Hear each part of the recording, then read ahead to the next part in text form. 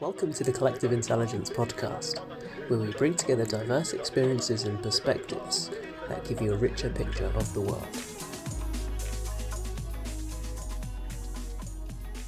Very much, everybody, for joining us. So we've got a very special guest on the Collective Intelligence podcast, Mr. Ian Harding. Mr. Ian Harding is a consultant orthopaedic surgeon specialising in spinal surgery. So thanks very much for joining us today. I really appreciate your time, and I'll hand over to you. If you could just kind of give us a brief introduction and tell us a little bit about your background and history and how you got to where you are, if that's okay. Well, thanks for inviting me. I'm pleased to be part and to help with this project. So my name's Ian Harding. I'm a consultant orthopaedic surgeon, which might mean something to some of you, but not much to others. So essentially, I'm a surgeon who specialises in orthopaedics, which is a surgeon that operates on bones and joints. And the part of the body that I'm specialised in is the spine. It might be useful for you to have some understanding about how I got to where I am. So when you become an orthopaedic surgeon, you don't just become an orthopaedic surgeon straight away. You've got a bit of a pathway to get there. Starting off, I guess, and when you decide that you want to be a doctor, you need to do a basic medical degree. And if I'm deadly honest, I don't recall having any burning ambition to be a doctor as I sort of see being a doctor now. But when I was at school, I had an interest in science and was good at science. And it just sort of, I hesitate to say, but I almost fell into it in some ways, and pursued my interest at university. I went to Oxford University and did medicine there.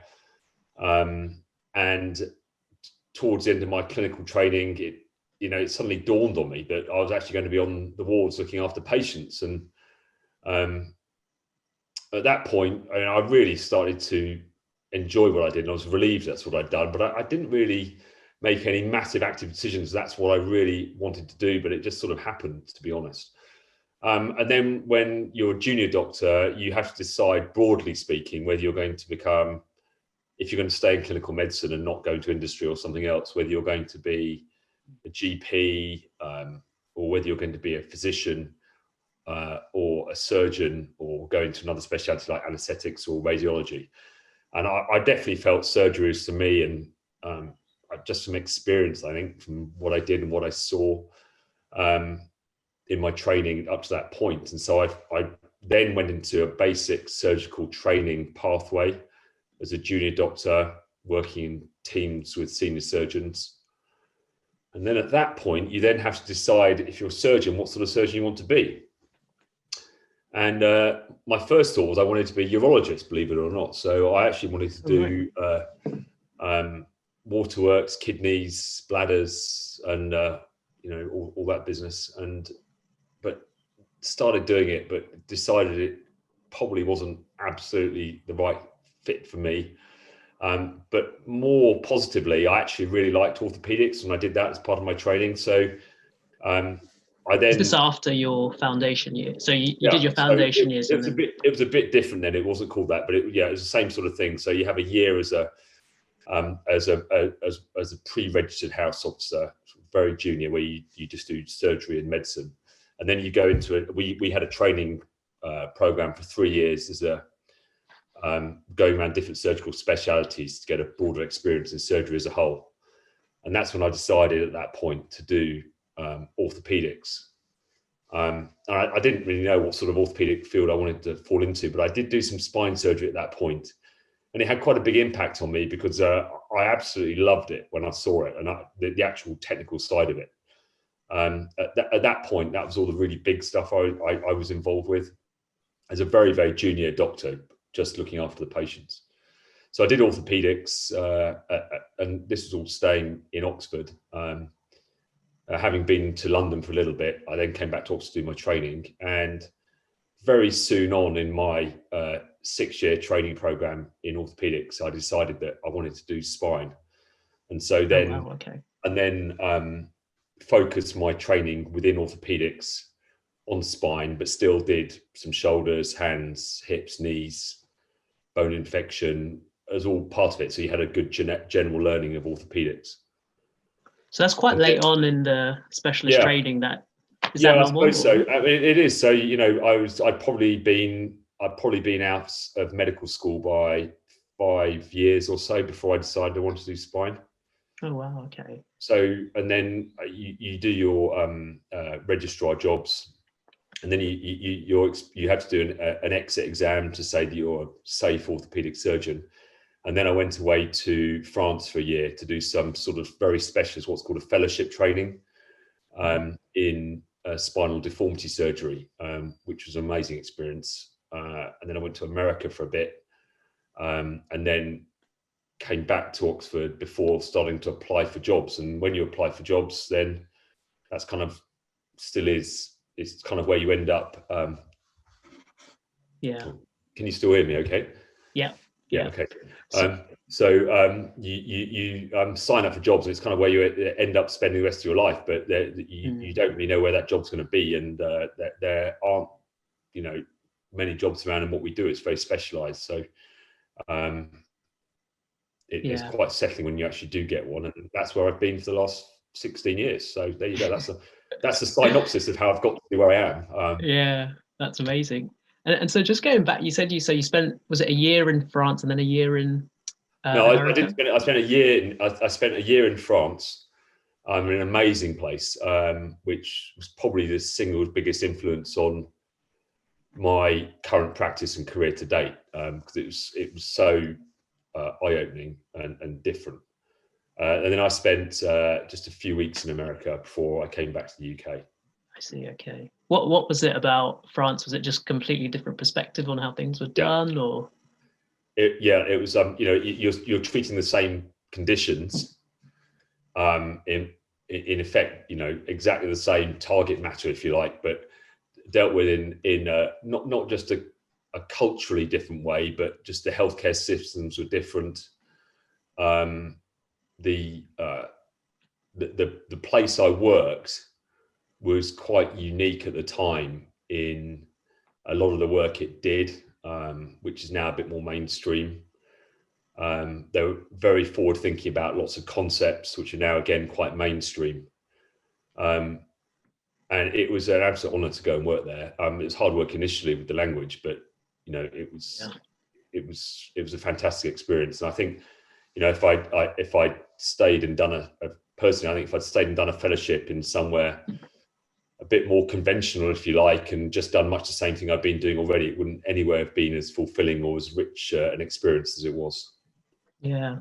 And it's funny you mentioned that. So I'm about 5 or 6 years out of uni now myself, and I spent a few months in America and a few months in Australia, and they were very kind of eye-opening experiences and just getting those different perspectives. But is that something you'd recommend to younger people? Just try I tell every medical student and junior doctor that comes to visit or work me to just travel, work and travel. Where now with COVID, it's obviously a restricted, but that's hopefully a very temporary thing. We're in a very privileged position as doctors that we're a worldwide necessity, if you like, and we can travel and work and learn, and we have this huge opportunity worldwide to learn to do things. And I mean, even going back, I still reflect back on my elective period. So when you're a medical student, you have a couple of months away, and and you can go and spend 2 months on a beach, if you like, and doing a bit of work in a hospital in Sydney, or you can go and work in Russia or anywhere you like. I went to the up on the edge of the Arctic in northern Canada. Oh, wow. And okay.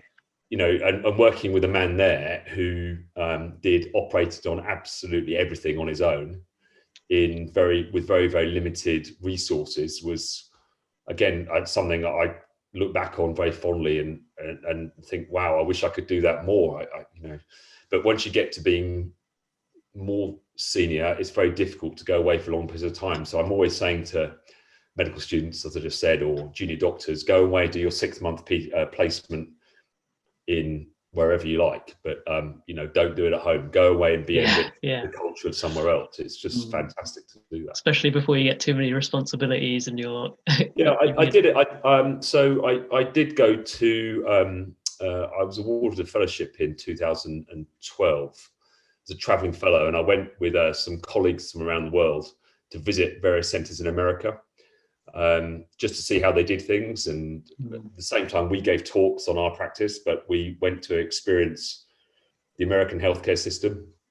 It's like an exchange program, so they would do the same the year after, and go to American surgeons would go to various places around the world to do things, and then every other year people go to America, and that was amazing as well. But to actually organize 4 weeks away from family and my patients and all those things was difficult, but it was very, very rewarding, and I'd love to do it again. Hopefully I will. Yeah.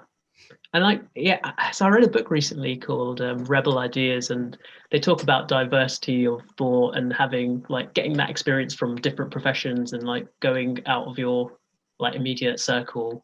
And did you find that there was a lot of learning you brought back from those, especially going around America? Yeah, well, I was in the same profession. I was in the same profession, so I get that. I think I love meeting people that do completely different things, and and seeing how that could apply to what I do. But when you go somewhere, what's so weird is that you find so many different ways of doing things and different approaches, yet you're doing exactly the same thing. You're straightening out a spine, or you're fixing a spine, and it's so different, and you just learn from not so much the personality, but probably the healthcare system. The patients are unbelievably different, so you might find some patients in one part of the world who are extremely, I found the French patients particularly were very different to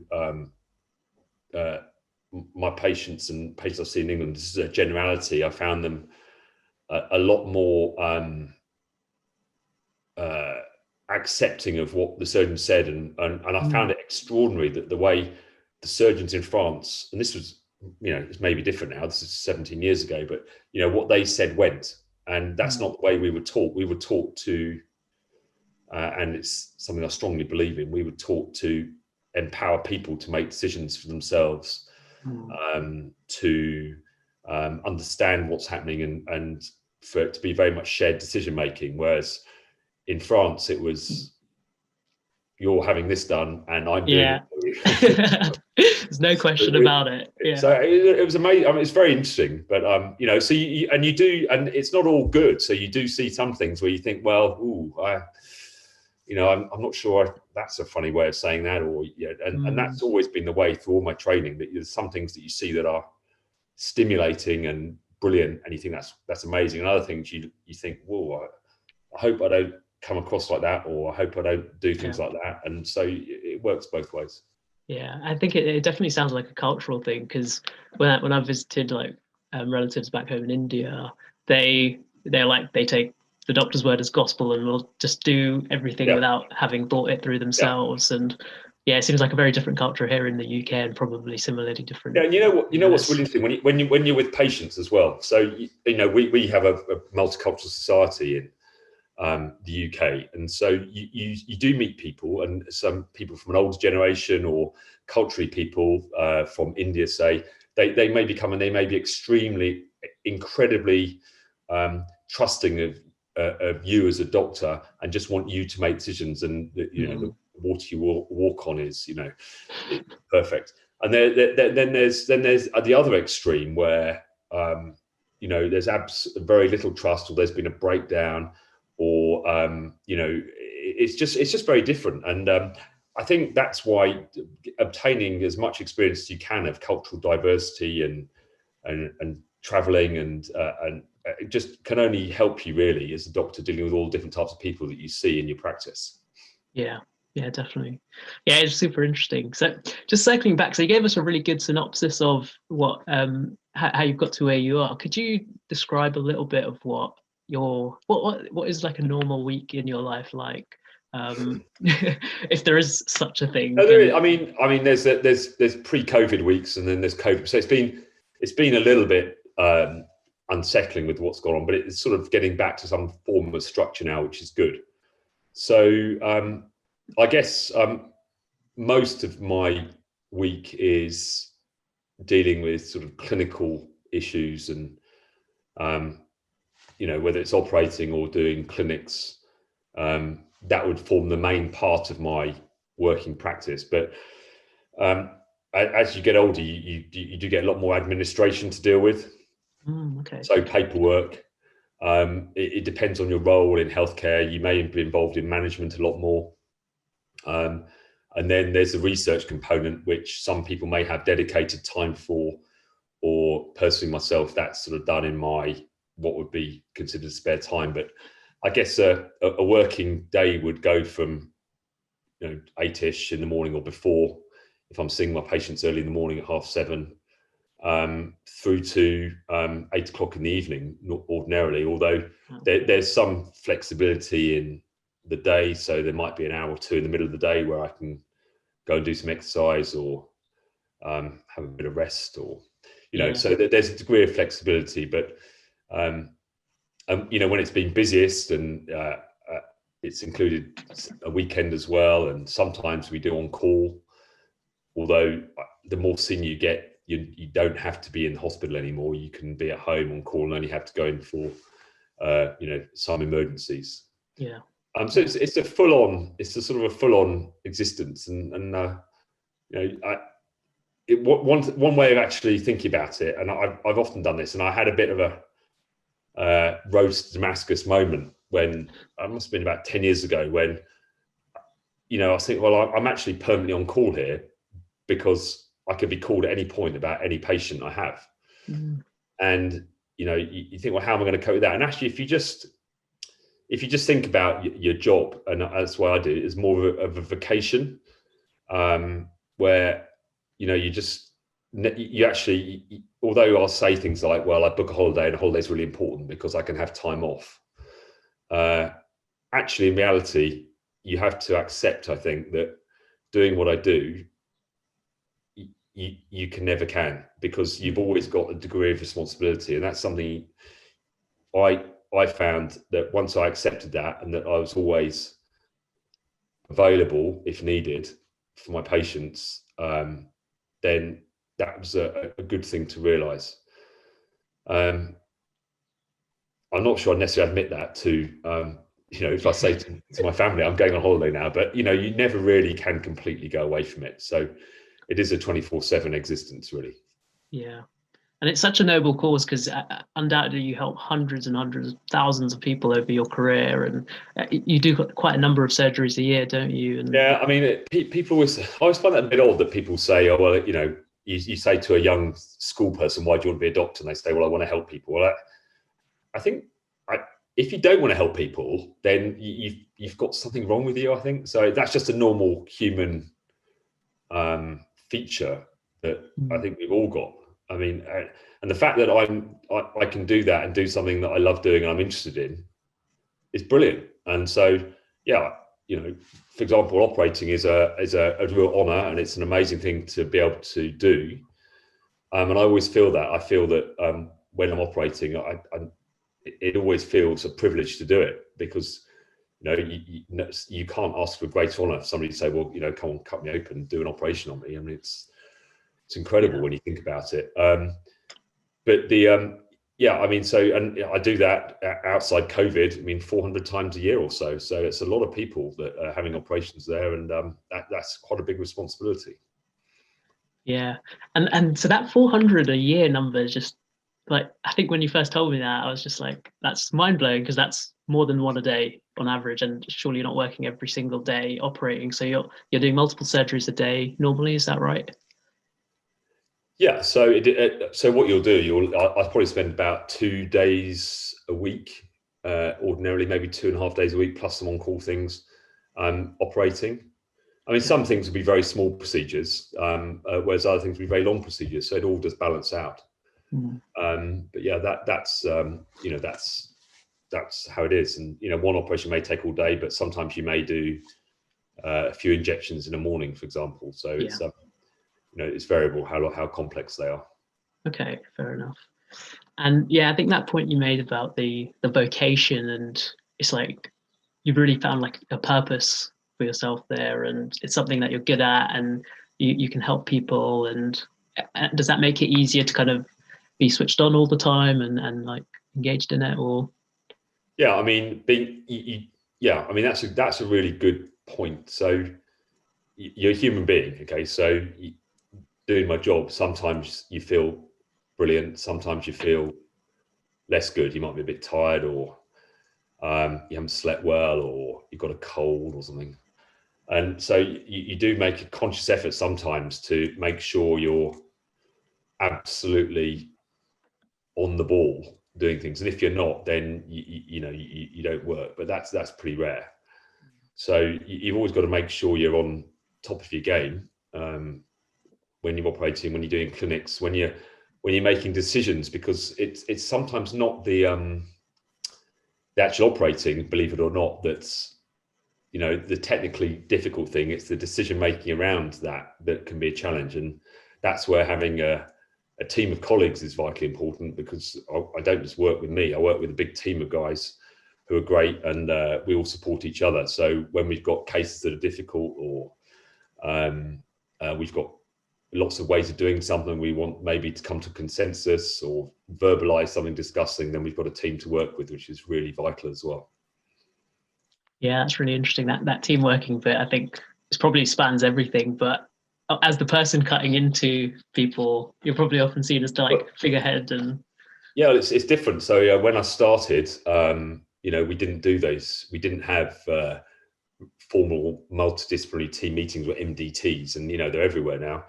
There might have been a few for, say, cancer treatment, but now every department's got one, and every department's got maybe more than one within its own speciality. So it's a real, and there's good and bad things about them, but it's a real sea change in the way we do things now, and I think it's definitely for the better. There's no, the days of, I think, essentially gone of, standalone surgeons just doing what they want in an unregulated way. We tend to share everything now, and that's only for the better. Yeah, it sounds like a good way to go. Yeah. So within your spinal surgery specialty, you deal a lot with scoliosis, is it? And yeah. Probably many other areas. And I had a look online, and you publish like various papers, and you said you do that a lot in your spare time. Yeah. What's the kind of like overlap with that? And I mean, and scoliosis in general, to the layperson, how does that work? And is that a big part of your role? And what are the other major parts maybe? With respect to the publications and research and so on? Yeah. Well, I could deal with that one first, but you don't have to do that. I mean, that's something that I sort of did because I was interested in it, and I find it stimulating. And there are times that you don't have the energy for it, and other times where you have more time and energy. And besides, it's not just me, it's the people I work with as well. So I might have an enthusiastic member of a team who wants to look at a particular thing, or an enthusiastic trainee that works with me. And when I was a trainee, I was hell-bent on doing as much as I could to publish and do research, because it was going to help my career. But I enjoyed doing it as well. So I kind of kept doing it. In terms of your time commitment to it, well, it can be time consuming. But mainly now I don't do most of the writing, I have to say. So it's mainly, guys that I work with that might do it. And then I might help with the ideas or the structure, or advise or supervise, if you like. So as you become more senior, that becomes more of a feature. Yeah. I am an assistant editor for a journal, which is quite useful and stimulating to do, to keep up to date with things. And that gives me a good insight into what's going on in the world of scoliosis, which you just mentioned, and spine deformity. And we all in spine surgery, we've all got special interests. So we don't just all do, we've got a general interest to do the whole of the spine, but some people may be interested more in what's called degenerative things, where it's just wear and tear. Other people may be interested in spine tumors or fractures, and others may do spine deformity, which is things like scoliosis. But I personally, I'm a kind across the board and do the deformities as well, and the research fits across the board as well as basic science. Yeah, wow, that's amazing. Okay, and in terms of the publications and assistant editor, I think you mentioned something really interesting there, which I've found in my early career anyway, about things will ebb and flow. Sometimes you'll have energy for it, and you can put that extra oomph in, and then you sometimes accept that that's not necessarily there. But at those times when that energy and drive is less than it normally is, do you normally like try to push through it and get stuff done, or do you try and take a step back and take a break with things? That's interesting as well. I think I've got some insight into it now, that when I was younger, I think I probably tried to push through it a bit.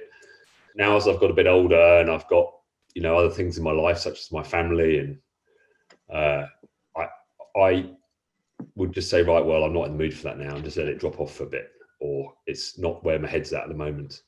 But the flip side is, when I'm have enthusiasm, I'm kind of feeling enthusiastic about a couple of things at the moment, then it really, you know, it's like, it's fill your boots time, and, you know, get the work done and go for it. But yeah, I think the ebb and flow is a nice way of looking at it. It's not a constant, what's the word, conveyor belt of work that's coming out. It does tend to ebb and flow, and you have periods when you feel really up for it, and others when you just think, oh, yeah. It sounds like definitely making the most of that when it comes, and then maybe not beating yourself up. And like, especially younger people, I know I've been in a situation before where, I don't know, I feel terrible for not getting stuff done, but then it's like, it's okay not to always do that. And it goes to the thing, when you're training as a doctor, you kind of got this goal about, well, I had a goal for me was getting a consultant job, because that's the structure. And then you could get a consultant job, and then that's it. And it is it in the UK. There's, you know, that's sort of the thing now. It's a very much an individual thing, whether you have that continued drive to want to keep doing things, or whether you take a very patient-centered role and just concentrate on patient care. And you know, that's a personal thing. For me, I feel comfortable and I feel stimulated by doing that, by doing the research side of things as well as the clinical care. And I think I know personally, when I retire, if I hadn't kept doing and don't keep doing things to stimulate and keep learning, that I'd be a bit disappointed with myself. And that's an interesting thing as well. And so not just doing research, but actually the way you develop your practice as you get older. I mean, my practice now is, I would say, not the same as it was 16 years ago when I started. I think this happens to all surgeons, they are potentially less aggressive in the way they would operate or consider operating. You know, when you start, you say, well, I can do that, I can do that, I can do that, I can do that, I can do that. It's, you know, and then you come back a bit and you go, well, maybe, let's just see how it goes. Let's, and so things definitely change. I mean, techniques have obviously changed and the world's changed, but I think definitely I think my sort of decision-making processes in my brain have changed a bit as well, which I think all surgeons say that does happen. And it's a thing we all accept, that when you've been in practice for a few years, then your decision-making does change. That's really interesting. And is there, like, you say that a lot of surgeons, it sounds like, go through that, and is there a generic maybe reason why, or were there certain experiences that you had that kind of caused slight mind shifts? Well, when you start, as a consultant and you're an independent practitioner, you've got a clean slate, if you like. You've seen bad things through your training, you've seen really good things through your training. That's part of being. You've seen very sad things. You've seen all sorts, and things that shape you as a person and as a doctor, but you've never really taken absolute complete responsibility for it, with your name above the bed, as it were. And that makes a difference. It definitely makes a difference. And whether it should or not, I don't know, and whether that's something that you should also be exactly the same when you're training, but it does make a difference. And and experiences that you have shape your decision making. You know, if you see an adverse outcome, or you see a very positive outcome, or you have difficulties or anything, then that shapes the way you construct your future practice and the way you deal with things, just as it does in life. I mean, that's again goes back to the same thing, that we're not robots, we're not automatons, we're human beings. And so, you know, if you go to a supermarket and you buy some oranges and you don't like them, then you won't go to that supermarket and buy those oranges again. You go to a different one, or you'll use a different orange or something. I don't know, but it's just the way humans are. So we're no different. Yeah. Maybe once you've operated on a lot more people, we'll have closer to robots with all the prosthetics you put in. Well, you can. I mean, there's lots of robotics in what I do now, but I mean, they're not sort of, go and do the operation. They're all very much human control, but there's lots of robots now to help with the technical side of things. But they've tried to do it for decision making as well, but it's still nowhere near there. It's far too automated without the degree of flexibility that you need to be a doctor and be a good doctor. But it will get there. You're right, it'll get there. Yeah, interesting times. Not in my working life. Well, you never know. So you mentioned you sometimes have a few hours a day in between to go and do some exercise. Are there any other things that you find have really helped you maintain a bit of a balance in life between all the work that you're doing? My family's great. So I spend time when I can with my family, which is good. But I mean, I'm a bit of a cultural heathen, so I won't go away and listen to music or read or anything like that, apart from maybe if I'm on holiday or in the car or something, listening to music. So exercise is a thing for me, really. And I found that in the last few years since I got back into it again, that it's really helped my whole structure, just as it did actually when I was a student. So when I was a student, I used to do lots of exercise, and I worked hard and I did exercise. And I always thought at the time that my exercise helped structure my life. It gave, rather than just sort of going, well, it's a lie-in again. And, I got up and I went rowing and trained with my friends. And it gave me a great structure. And that's happened again, really, with, getting back into rowing again about 5 years ago. It's been really good professionally to keep my body fit and my brain fit, which I really believe in. Yeah. I don't really get tired doing long cases. I feel alert kind of all the time I'm awake, and that's good, as I'm sure you'd want to hear, as if you're coming to see me, that that's the case. And so exercise is the really big thing for me, as I'm sure it is for lots of people, and gives them the pick me up they need to keep them on the straight and narrow and sane throughout their working life. Yeah.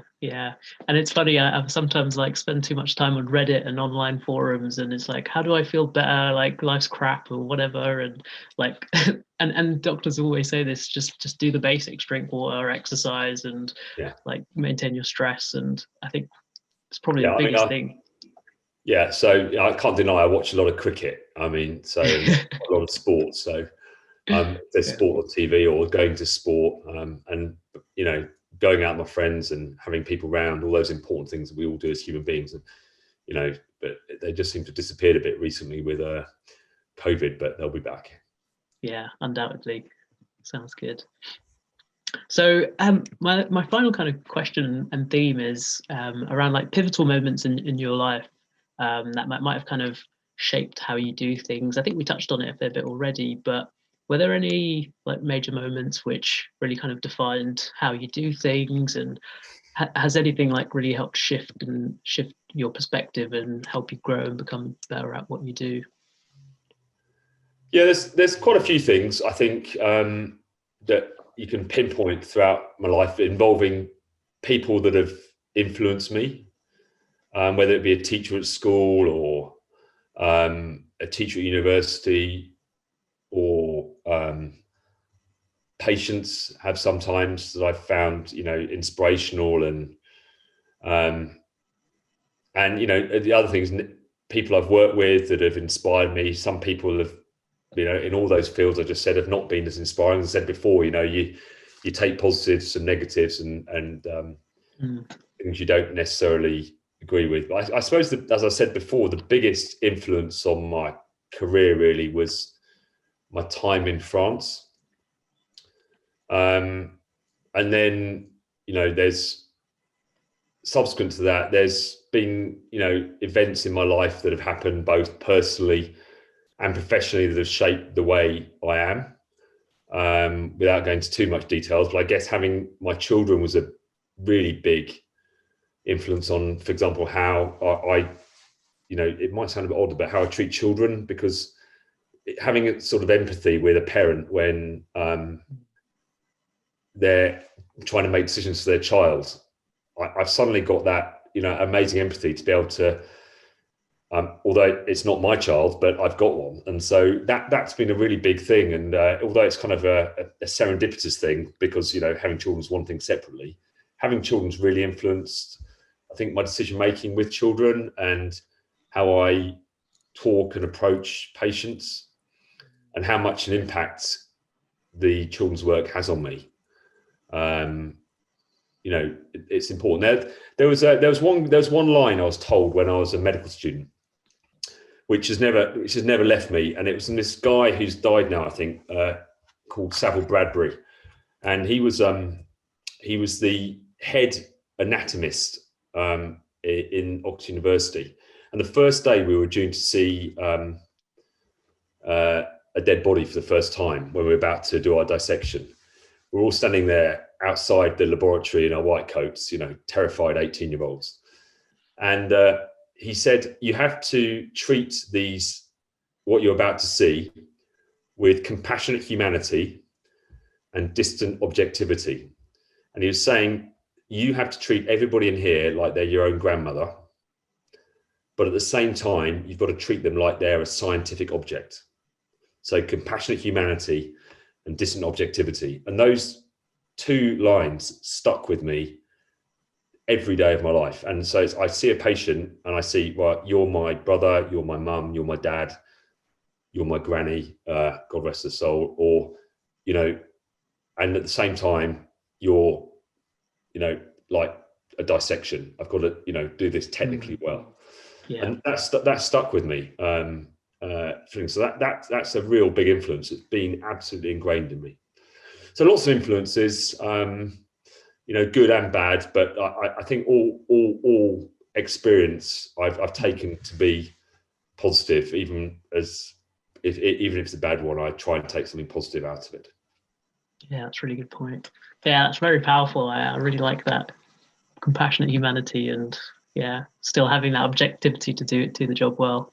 Yeah, amazing. Because if you just think you're just operating, you couldn't operate on a family member without being, you'd have to be distant from it to be able to do it well. So not that I would operate on a family member, but that would be maybe unethical. But I think it's just a really nice sort of balance to have in your mind about how you approach things, and it's a kind of a good coping mechanism as well. Yeah, because I think when you first hear that, they seem very like almost opposite ends of the scale, but it must be a bit of an art kind of combining them. And it's exactly what it is. It's exactly what it is. And sometimes you'll have, and I get these quite often, where you're doing an operation and suddenly, you're doing an operation and you're very focused on doing an operation, but suddenly you'll have this thought come into your brain about the person that's under there and chatting to them or speaking with them, and it's kind of weird. And I don't know whether other surgeons have that, but I get it quite a bit. And sometimes I find it, well, actually always, I find it quite refreshing that I think like that I'm thinking about the person as well as the procedure. I think that the two they're inextricably tied for me, even though they may occur at separate times. So talking to somebody in clinic and operating on them, but they're really closely linked. Yeah, definitely. Amazing. Yes. Well, it's been amazing to get your such deep insights into this amazing world that I've barely touched into. But are there any other points you want to make before we wrap it up? Not really. It's lovely talking about it, and it's nice to hear you're interested in it. I mean, most people wouldn't be, but I suppose it is. I just feel very privileged to do what I do, and it's funny looking back on how I got here. It doesn't seem 5 minutes ago that I was starting out as a medical student, and it's a bit odd to think how I actually got to where I am now, and how lucky I feel to be in the position I am, because I do feel lucky doing a job I love, and not everybody's is in that position, and so I'm grateful to all the people who've helped me in that respect. Excellent. Well, yeah, thank you very much. And if you do you have anywhere that you would like to direct people watching? Like, do you have, I think you've got a website or like your publications? Is there a place to go to see more about you? Well, if somebody's got a very dark day they want to pass by, then they can go and look at publications. But so yeah, I mean, my web site, where it's really for patient information, but and there's all links on there as needed, is ianjharding.com. If people are interested and want to read any more, then please do. And there's lots of information and links on there about what I do and how I got to be where I am, and you're more than welcome to access that. Excellent. All right, well, thank you very much for joining me, Mr. Ian Harding. Pleasure. And yeah, I'm sure we'll speak soon. Okay, Thanks. cheers.